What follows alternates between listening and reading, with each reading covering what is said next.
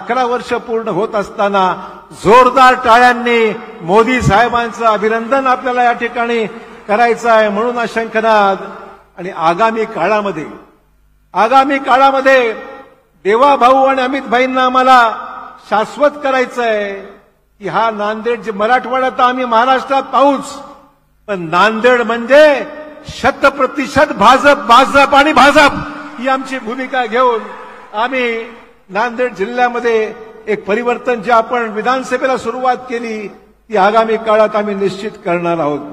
मित्रहो, ऑपरेशन सिंदूर एक फार मोठं धाडसाचं कृत्य होतं।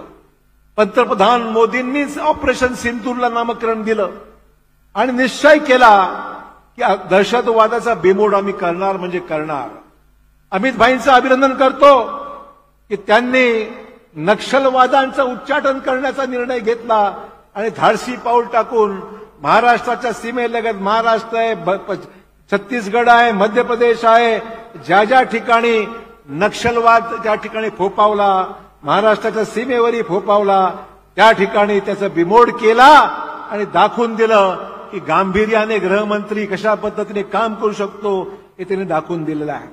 आणि मित्रहो, अतिशय महत्वाची बाब, पुण्यश्लोक अहिल्याबाई होळकर, पुण्यश्लोक अहिल्यादेवी होळकर यांची 300वी जयंती संपूर्ण देशामध्ये भाजपाच्या वतीने, तमाम नागरिकांच्या वतीने जोरदारपणे या ठिकाणी आम्ही त्यांचं सेलिब्रेशन करणार आहोत।